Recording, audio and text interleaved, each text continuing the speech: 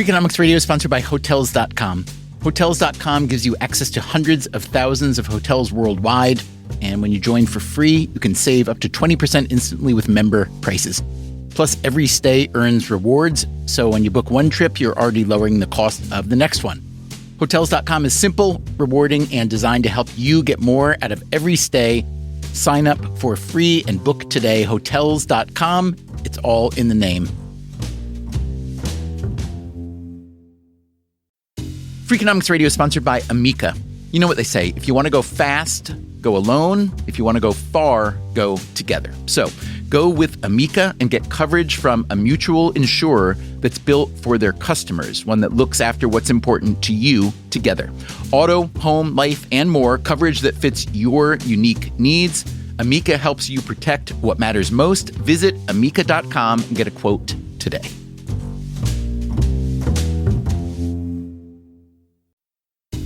Freakonomics Radio is sponsored by Mint Mobile. Ditch overpriced wireless with Mint Mobile. Cut your wireless bill to $15 a month at mintmobile.com/freak. Upfront payment of $45 for 3 months, $90 for 6 months, or $180 for 12 months. Plan required, $15 per month equivalent. Taxes and fees extra, initial plan term only. Greater than 50 gigabytes may slow when network is busy, includes up to 20 gigabytes hotspot. Capable device required. Availability, speed, and coverage varies. See mintmobile.com.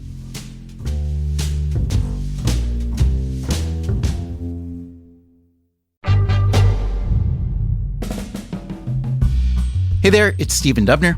On the morning of October 9th, the Nobel Memorial Prize in Economic Sciences was awarded to the Harvard economist Claudia Goldin for having, quote, advanced our understanding of women's labor market outcomes. We spoke with Goldin back in 2016 about her research for an episode we called The True Story of the Gender Pay Gap. It is one of the most popular episodes we've ever made. In light of the Nobel Prize, we are taking the opportunity to replay that episode for you today.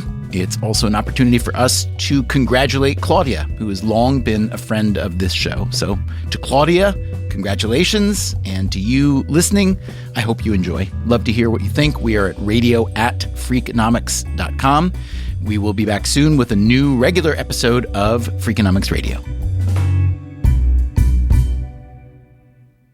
Oh, hi. I'm Sarah Silverman, writer, comedian, and vagina owner. Women make up almost half the working population, yet we typically earn just 78 cents to every dollar a man makes in almost every profession.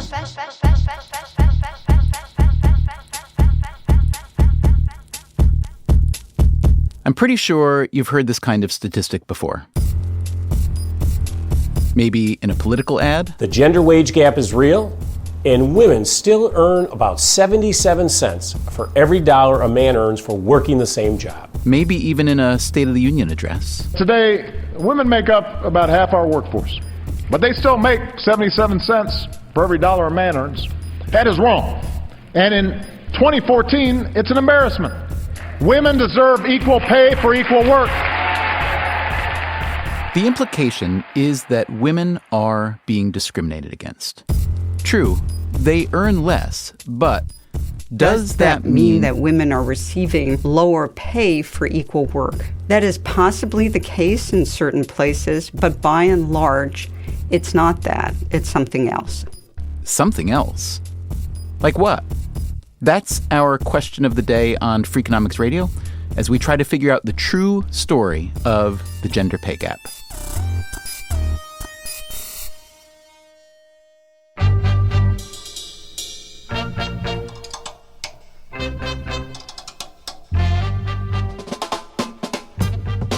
This is Freakonomics Radio, the podcast that explores the hidden side of everything, with your host, Stephen Dubner.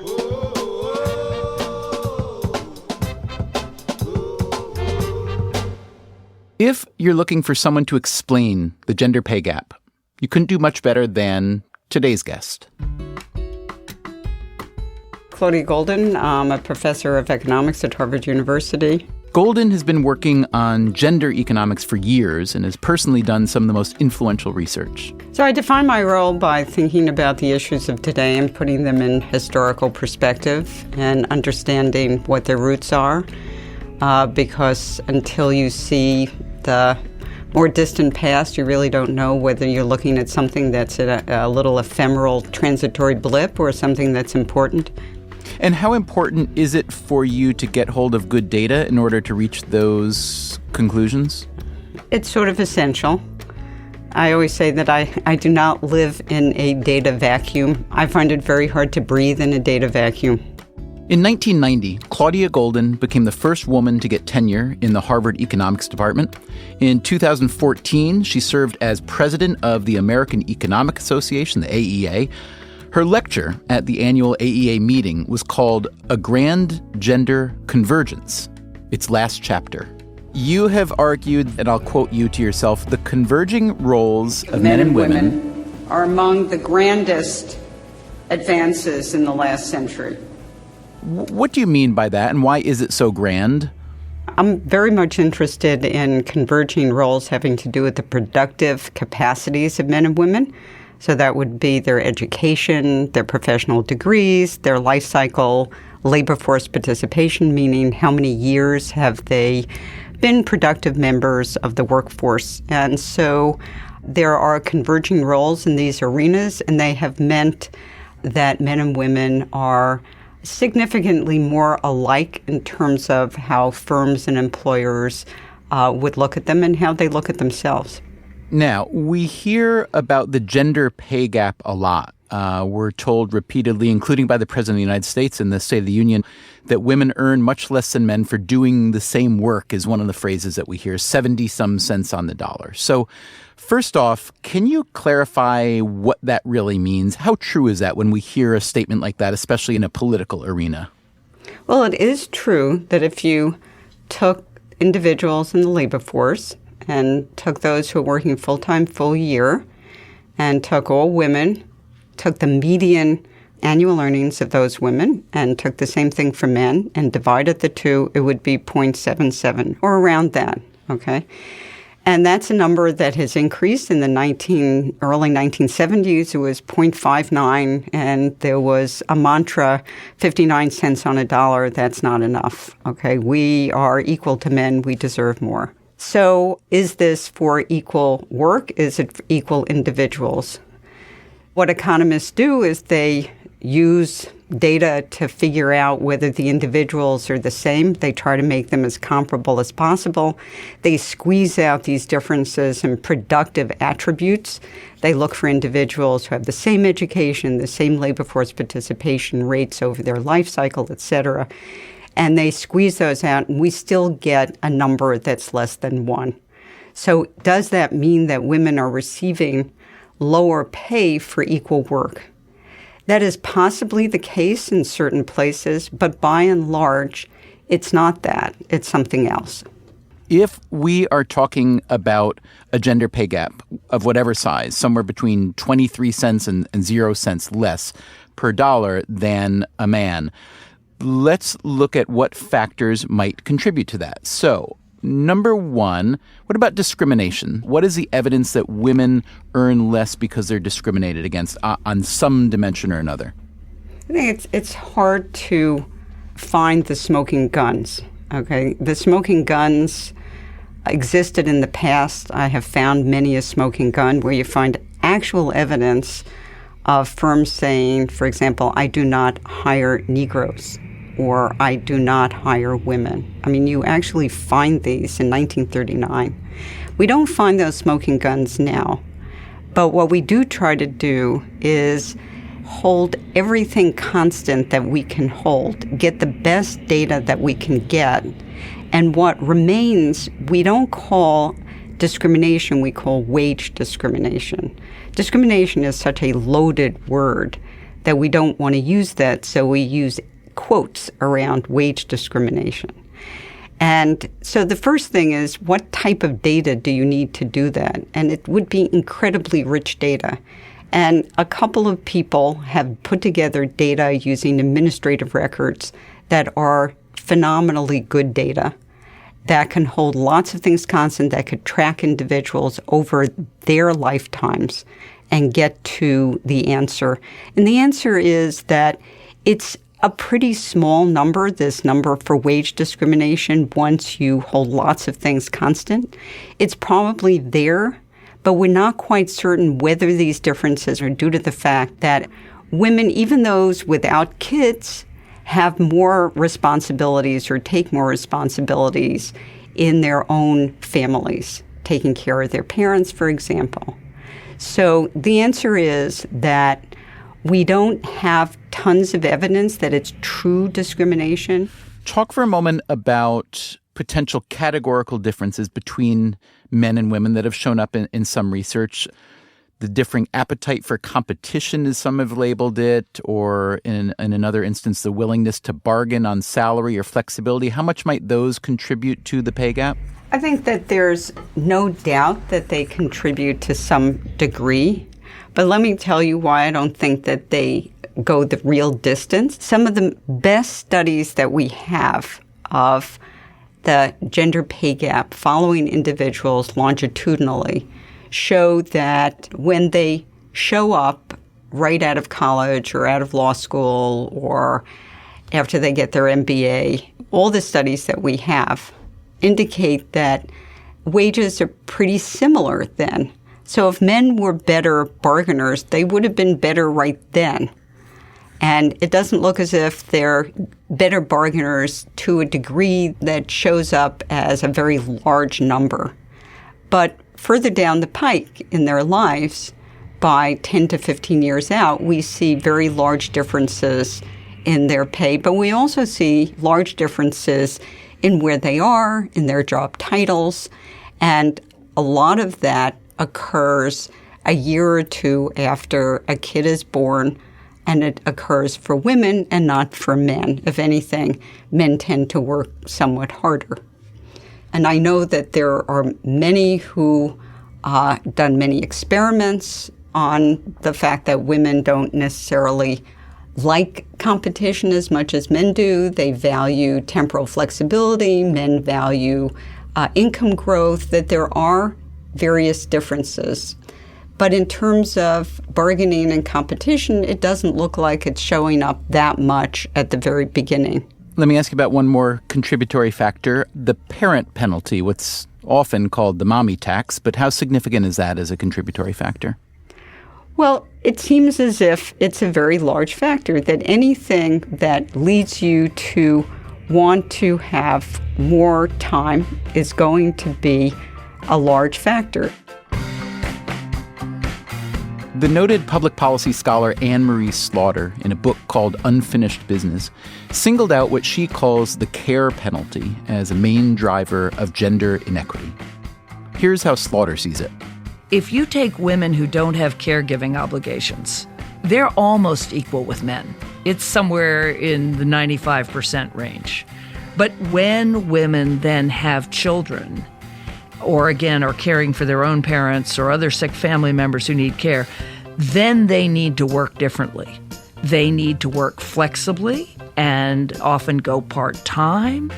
They often get less good assignments because their bosses think that they're not going to want work that allows them to travel, or they're not going to be able to stay up all night, or whatever it is. And so then you start, if you're working part-time, you don't get the same raises. And if you're working flexibly, your boss very typically thinks you're not that committed to your career, so you don't get promoted. It is this pursuit of what Claudia Goldin calls temporal flexibility that Goldin sees as perhaps the most powerful explanation for the gender pay gap. As she told us, it doesn't seem as though outright discrimination or differences in competitive drive or bargaining ability can account for much of the difference, but that need or desire for flexibility in the workplace leads to a split that's very clear in the data, a split that has to do with job selection. Women often take jobs that have different characteristics, different amenities. When Goldin refers to amenities, she isn't just talking about free lunch at the office or free massages. She's talking about the ability to work flexible hours or maybe work at home some days, maybe complete a project outside the typical corporate schedule, all of which can be extremely valuable if you are helping care for your family members in addition to working. I like to think about an individual who gets a degree, let's say a law degree.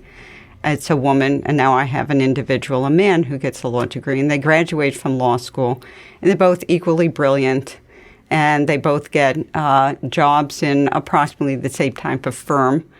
By and large, they're going to earn approximately the same amount when they start.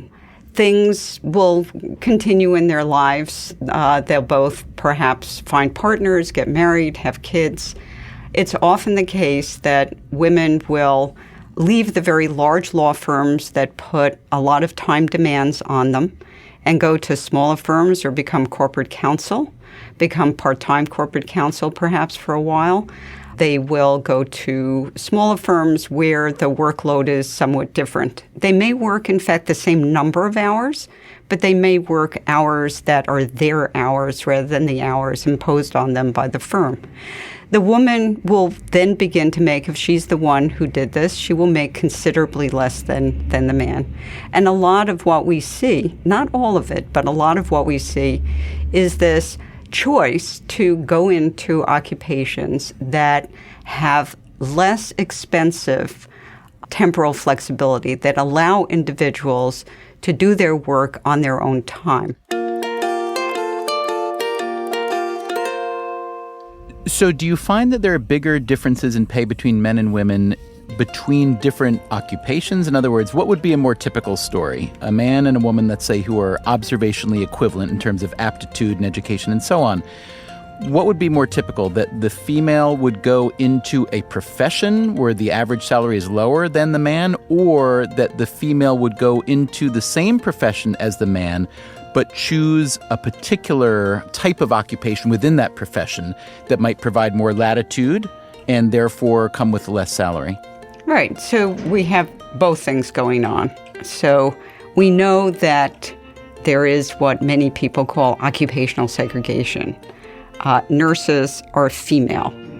Doctors were disproportionately male. In some specialties, they still are. We know that nurses earn less than doctors in general. So one might think that all of the difference in average earnings is going to be the difference because women select more into occupations that look like they're paying less, big occupational groups that are paying less, and men select into occupations in which they pay more. But the really lion's share of the difference is due to the fact that in every occupation just about, women receive less than men, and they're receiving less than men for a host of reasons, one of which is that they're not working the same amount of time, and in many occupations, working more hours or being there when the firm wants you to be there earns you a lot more. So in fact, something like 3/4 of the difference, if you look at the 469 occupations in the census, and you look at how much is due to the fact that women are disproportionately in certain occupations, and how much is due to the fact that within each occupation there are differences, 75% is due to the within each occupation. Thus, another way of putting it is you could hypothetically give women the male distribution of occupations, and you would wipe out only about 1/4 of the difference in earnings between men and women.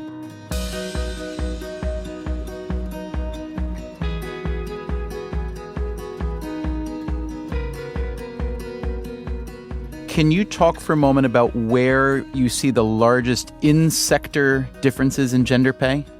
So what I did was I took all of the occupations in the census, and then I looked at the top paying 105 occupations. So the point that I'm drawing is about $60,000 a year.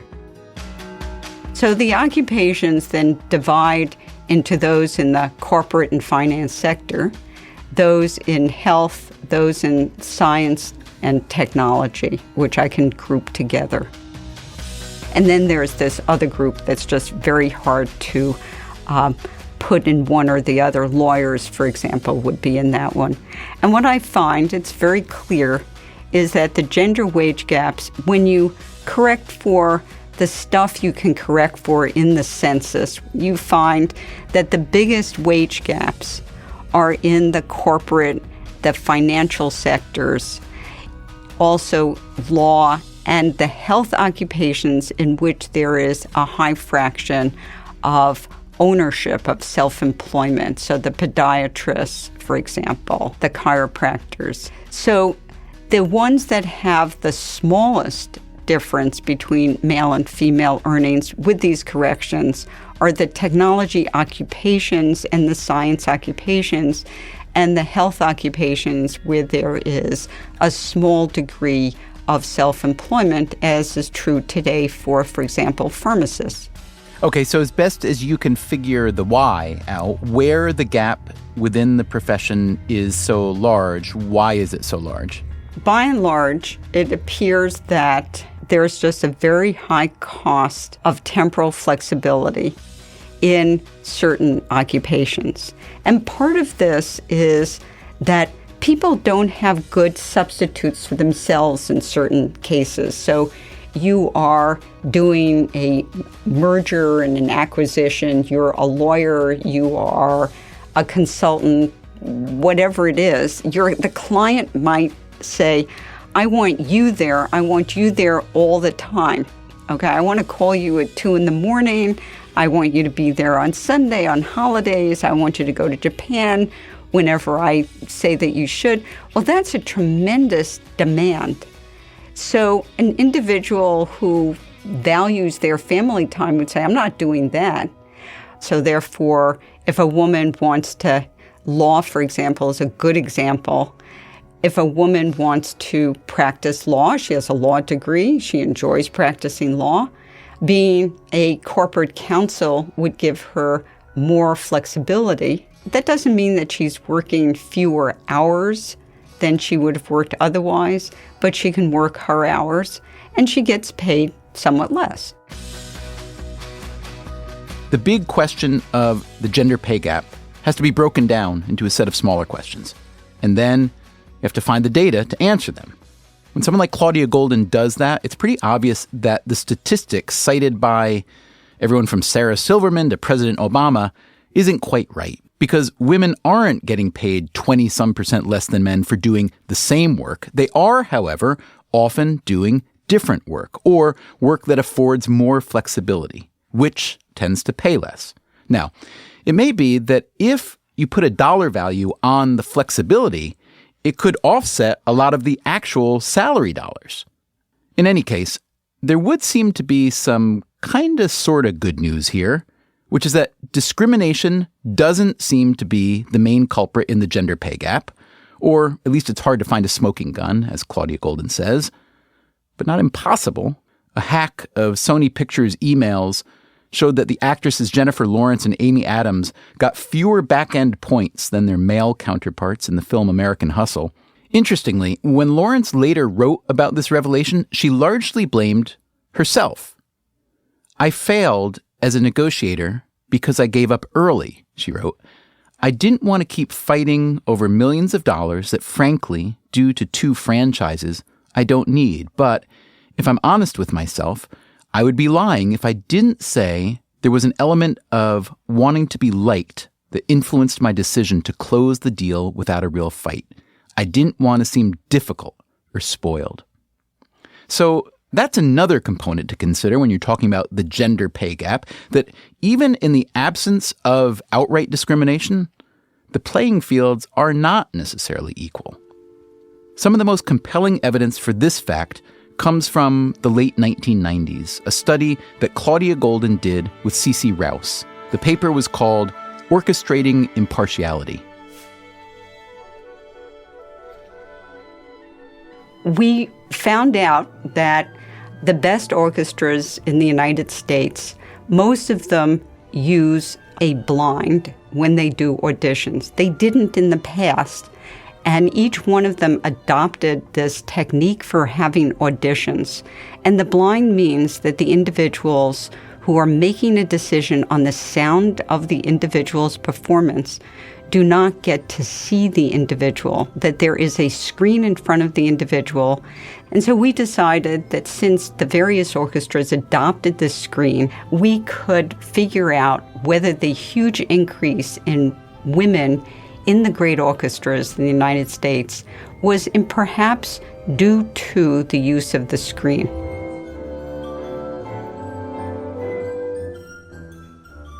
So I guess one theory might be if orchestras got a lot more female over time, it may have just been that the pool of female applicants had grown a lot or the pool of male applicants had shrunk a lot, right? But you wanted to isolate the effect of the blind auditions, correct? And what did you find? We found that blind auditions mattered a tremendous amount. Our best estimate was that it was about 25% of an increase, which is pretty large. And one of the ways that we did it, and this I will say was Cece's brilliance, was that because we had the names of individuals, we actually could track individuals who auditioned not blind and then blind for different orchestras. I'm trying to tell, I may be interpreting this wrong, but are you saying that the use of more blind auditions also had an effect of simply encouraging more females to audition for those top-tier orchestras? That's right. It appears to have led to an explosion of auditions. So that suggests that, gender gap aside, which we're talking about, that what you might more broadly and much more importantly call an opportunity gap in the gender sphere is something that's not only omnipresent in certain industries, but also really hard to get at, right? That's right. I think that this is a very good example of where individuals might not come out to interview. It's expensive to do that in some sense. You have to travel to do it. You have to put your pride on the line. And so now there was just a much larger group of individuals doing these interviews.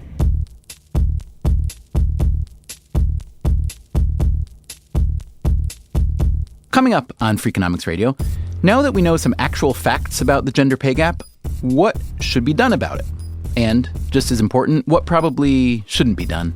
No one's saying that we want a world in which men and women are identical, in which you look out and you just see androgynous individuals walking around in mouse suits.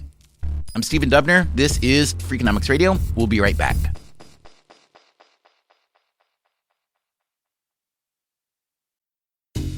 Freakonomics Radio is sponsored by Cash App. When it comes to Bitcoin, you may be surprised to know that it was invented way back in 2008. If you still haven't made the jump to Bitcoin, Cash App makes it easy. When you buy Bitcoin on Cash App, they hold real Bitcoin for you, one-to-one, and you can withdraw it anytime. It works more like real money and less like something locked in an account.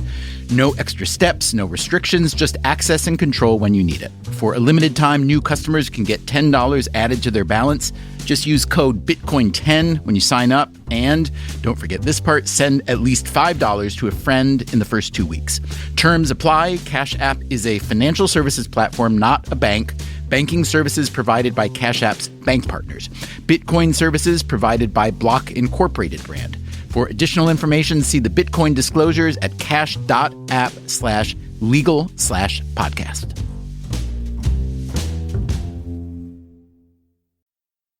Freakonomics Radio is sponsored by Figure. Did you know that 40% of homeowners own their home outright?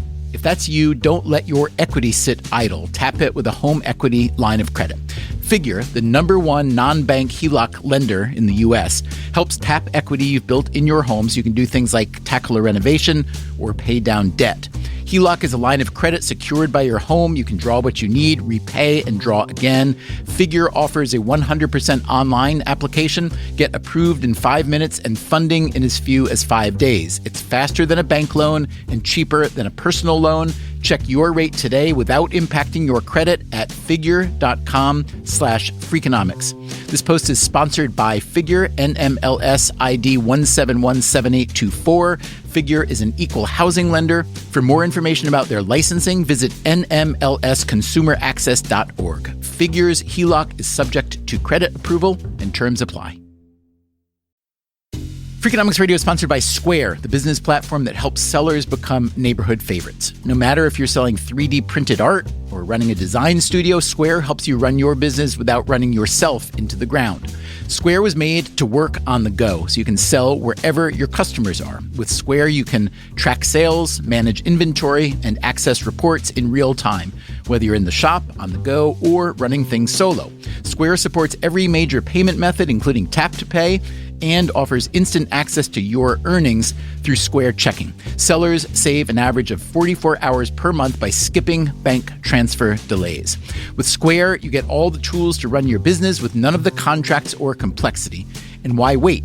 Right now, you can get up to $200 off Square hardware at square.com/go/Freakonomics. That's SQUARE.com/GO/Freakonomics.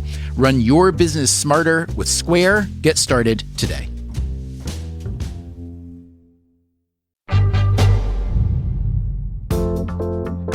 Today, we are talking with Claudia Goldin about the infamous gender pay gap. So you're a Harvard economist. Your partner in life, Larry Katz, is also a Harvard economist. How fair would you consider your pay in relation to his? They're exactly the same practically. I think I always make slightly more because I'm more senior than he in terms of years. And I think that the administration always thinks that if I get $5 more, that makes it better. And it sort of sure does. It gives you bragging rights at least, right? Absolutely. Goldin and Katz would both show up in the census data as post-secondary teachers. And in this case, the female teacher earns a few more dollars than her male counterpart. But what if Goldin had decided some years back to find somewhere less demanding to work than Harvard? Maybe she needed to care for some family members. Maybe she wanted to study opera singing on the side, whatever. So perhaps she opted out of the Ivy League tenure track for a different teaching job that didn't pay as much. Well, if that were the case, she and Larry Katz would still both show up in the census data as post-secondary teachers, but now the female worker is earning a lot less than the male counterpart. You multiply that story by a few million, and you have a huge pay gap between men and women. In some ways, it's a self-inflicted wound. Women make choices that lead to smaller monetary returns. On the other hand, society is set up in such a way that those choices are often not really very optional. So, what's to be done about it?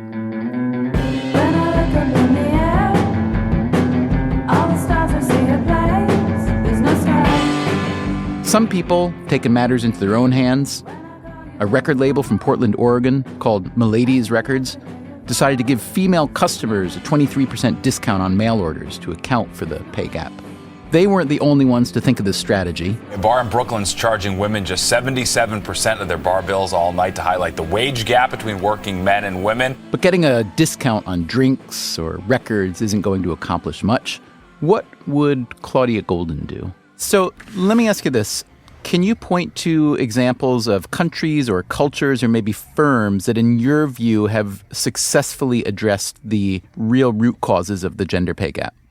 In some ways, certain occupations that seem to have successfully addressed them may not have given it any thought. My favorite example is pharmacy, in which there's virtually no part-time penalty, in which there's very little ownership now in terms of independent pharmacies.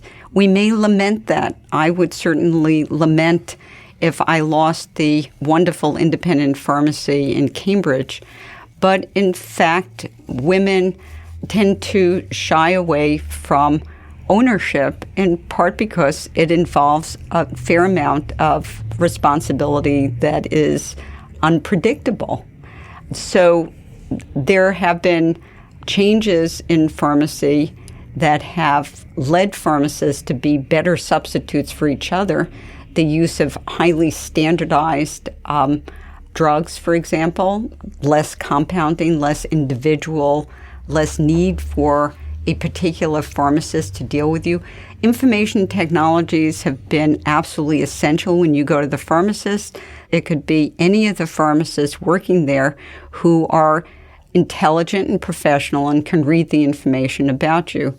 So some of what has happened that has been good for women comes from changes that I call organic, and they simply happen because of various technological advances that make each pharmacist a perfect puzzle piece for another pharmacist. And also, go to Silicon Valley and they don't talk about family time, they talk about playtime, and it's work-life balance rather than just work-family balance.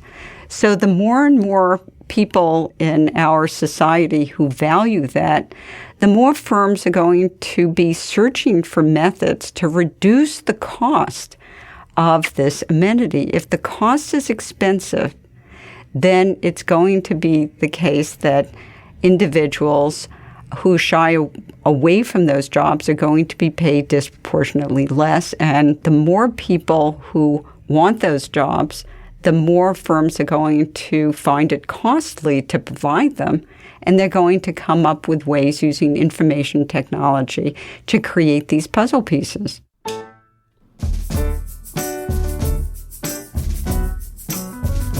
It may be a natural impulse when you hear that women earn less than men to find someone to blame. One obvious villain is men, presumably for being discriminatory. But as Claudia Goldin told us, there isn't much evidence to support the discrimination argument. Another obvious villain is our institutional setup. If we could change, maybe modernize a lot of our institutions and the incentives they offer, wouldn't that lead to more equality? Let's assume that's true. The question would then become which institutions should be changed and how. And should we assume that governments should take the lead? In 2009, President Obama signed into law the Lilly Ledbetter Fair Pay Act, which expands the right to sue in cases of unequal pay. But that's a pretty narrow advance. Some advocates want more legislation to try to close the gender pay gap. I asked Claudia Goldin if she thinks this is a good idea, and if so, what kind of legislation makes sense. The best legislation that we can have is to change certain aspects of our school system. If family matters are important here, and I believe they are, it's not just baby care. Simply doing something for infants isn't the big deal. Most people I know who have kids will say that life was relatively easy until their kids went to the local public school, which sends them out at 2 o'clock, which sends them home in June. And the problems that they have are trying then to fill in the time to 6 o'clock, which used to be filled in daycare, and fill in the summer, which used to be filled in daycare. So for the children alone, it would be worth extending the day and extending the year. This is not cheap, but it's simply an extension of a public good that we are already producing, and it will do a world of good for working families. Interesting, but you're not calling for, or advocating at least as your first choice, legislation that would change the way, let's say, firms work to create more equal opportunities or more temporal flexibility, let's say, for women. If I could figure out a way of doing that, I would have told you. But I don't think it's easy to mandate. How can you mandate that firms all figure out ways of reducing the cost of temporal flexibility and reducing the costs of having people be puzzle pieces? We're simply not going to do that. it's going to happen organically. There are some places where men are required increasingly to take family leave when they have a child. So does that kind of legislation that happens governmentally, but then at the firm level, does that suitably level the playing field by lowering the cost of temporal flexibility? Well, that doesn't lower the cost of temporal flexibility. That could change the amount of time that each parent spends with kids. So there are sort of two separate ways of dealing with this. One is changing the cost of the amenity, and the other one is changing the supply of the individuals who demand the amenity. And that might change the latter. It's not necessarily going to change the former at all. Anne-Marie Slaughter, whom we've also spoken with about this topic, argues that a lot of the solution for gender equality in the workplace lies with men, that men need essentially to be sort of re-socialized to better understand their role and women's role in family care and so on. I'm curious what your thoughts are on that. That's a strong social norm in our culture that women are the, quote, primary caregiver and so on. I'm curious whether you think that's a necessary and or likely change and that might produce some benefit to everybody? Well, that is certainly related to the previous point that you made about paternity leave, that if we mandate that men take paternity leave or give them paternity leave, that parental leave that only they could take, that you can't mandate they take it. You can simply say that if you don't take it, it evaporates. One of the reasons for doing that in the various countries that have done it is to sort of change the social norm and have fathers bond more with their kids and take more responsibility when their kids are young, and then they're going to do more later.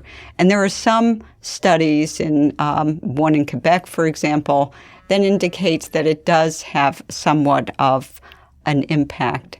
So that's going along the lines of what Anne-Marie Slaughter says, and I couldn't agree with her more, that if in fact men leaned out more, the world would be a better place for women. How you accomplish that is more difficult. I think that it would be easier to accomplish getting the price of the amenity down than, as you just said, reprogramming all the men in the United States. So I think of these issues as these solutions in buckets, as fix the women, that is, make them more competitive, better bargaining skills, better at math. Okay, fix the women, fix the infants, take care of the infants, that will do it, okay. Fix the men, which is the point that we were just talking about, or fix the organizations and the jobs, and I'm thinking more about the latter. What costs come with that convergence of the roles of men and women, especially hidden costs that we haven't considered? In other words, we've set this up as a goal of equity, especially in the workplace. Can you point to any examples where there are costs, however, to the pursuit of that equity? Well, there are always going to be differences. There's no question. No one's saying that we want a world in which men and women are identical, in which you look out and you just see androgynous individuals walking around in mouse suits. So I'm not certain what actual costs there are. Making men kinder and gentler and more interested in their kids, how can there be any cost to that? Making women more respected in their jobs, how can there be any cost to that? Making women fiercer and better bargainers and more competitive, I can see cost to that. I'm just curious, what's it like for you to hear the kind of stock political assertion about the size of the gender gap, knowing that it misses all the nuances that you've just described? It makes me feel that I have to get back in my office and do better work and write it up better and state it with more force. But I recognize that there are facts, there are truths, and there's political action. So one simply has to recognize that there are good people out there who want to make the world a better place, and they will push what they want, even in the absence of hard evidence.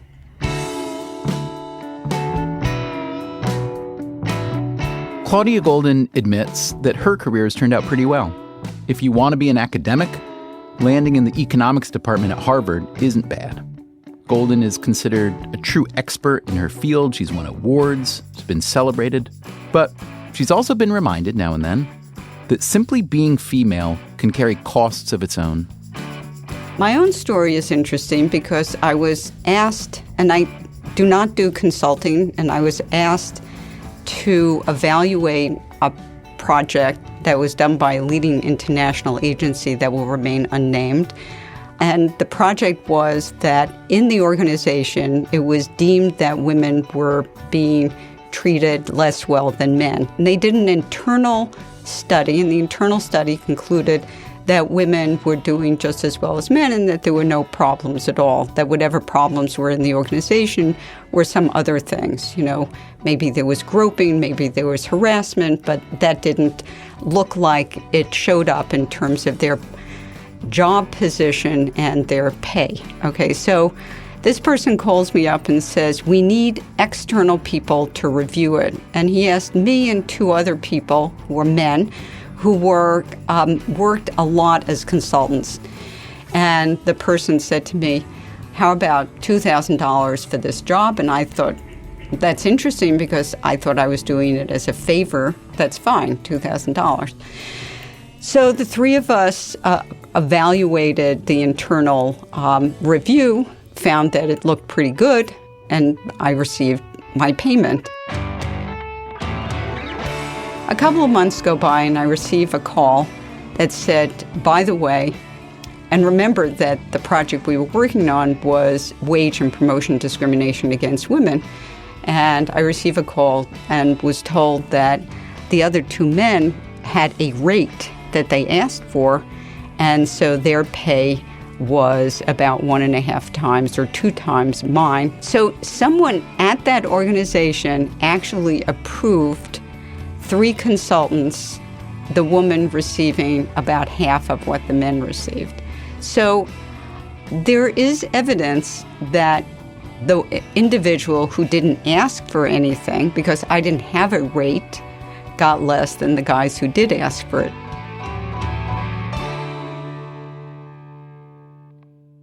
All right, so my one piece of advice for you, Claudia, would be that you need to find out the previously agreed upon male rate and quote that instead of letting them tell you what you're going to get, all right? Thank you very much. Well, you know, what I'm going to do is I'm going to call you up and ask you to bargain for me. It's a deal. I'll do it.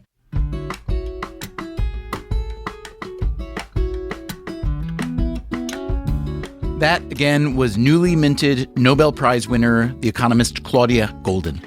If you want to hear more from her, I would recommend an episode of People I Mostly Admire, another show in our network hosted by Steve Levitt.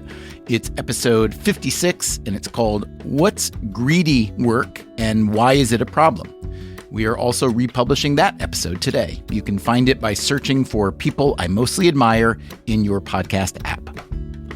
Freakonomics Radio is produced by Stitcher and Renbud Radio. You can find our entire archive on any podcast app or at Freakonomics.com, where we also publish transcripts and show notes. This episode was produced by Greg Rosalsky. Our staff includes Alina Kuhlman, Eleanor Osborne, Elsa Hernandez, Gabriel Roth, Greg Rippin, Jasmine Klinger, Jeremy Johnston, Julie Canfer, Lyric Bowditch, Morgan Levy, Neil Carruth, Rebecca Lee Douglas, Ryan Kelly, Sarah Lilly, and Zach Lipinski. Our theme song is Mr. Fortune by the Hitchhikers. All the other music was composed by Luis Guerra. As always, thank you for listening.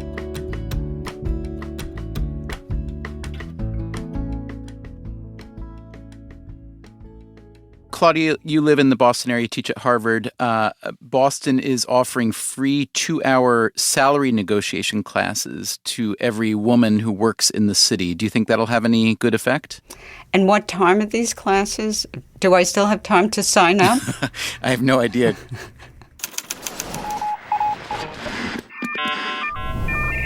The Freakonomics Radio Network. the hidden side of everything. Stitcher. Freakonomics Radio is sponsored by Ozempic. Innovation happens through rethinking what's possible, and when it comes to GLP-1s, Ozempic pill does just that. Learn more about Ozempic semaglutide tablets, 4 and 9 milligrams, by calling 1-833-OZEMPIC or visit Ozempic.com to view the medication guide and ask your doctor what's possible with FDA-approved Ozempic pill.